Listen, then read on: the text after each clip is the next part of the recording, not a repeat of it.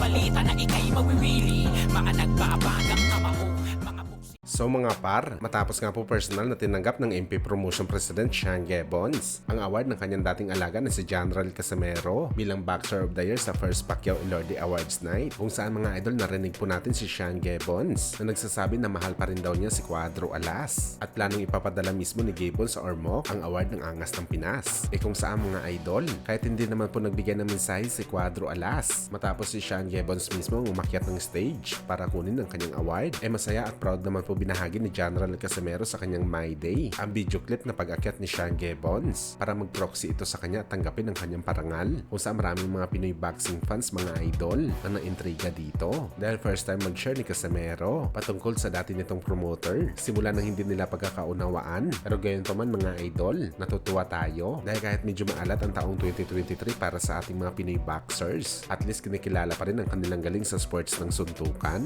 at inaasahan natin mga idol na makakabawi tayo ngayong taong kasalukuyan at magkaroon din ng kampyonato ang Pilipinas.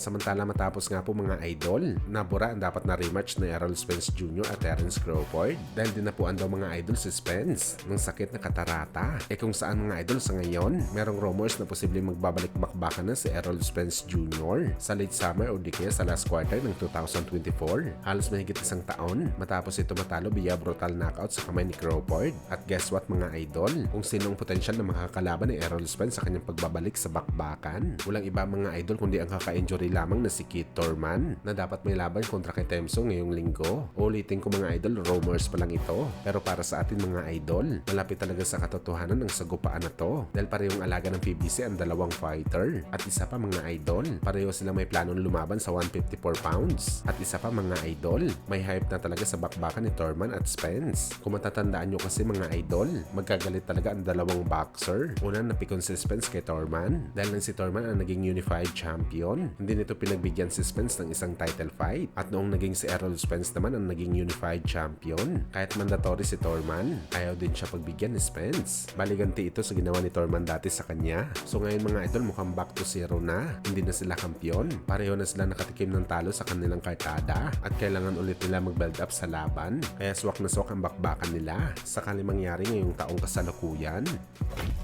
Sa kabilang banda naman mga idol, Manny Pacquiao brutal na inamin sa awards night na baka posible daw siya mga idol mapalaban ang dalawang beses ngayong taong kasalukuyan. Hindi daw muna nito sasabihin ang impormasyon ng kanyang laban dahil pinapinalize pa daw nila mga idol. Pero isa pa rin daw sa plano ni Pacman mga idol ang laban kay Buakaw. Well, wala pang petsa kung anong date ma-reschedule ang laban, pero mukhang wala talaga balak takasan ni Pacman si Buakaw at talagang gusto niya ito sampulan sa boxing fight na tila gusto naman ni Buakaw mga idol ang ganitong bagay. Kita naman natin kung gaano kagigil ang Thai boxer sa kakatapos lamang na laban nito nang pinatulog niya ang kanyang kalaban.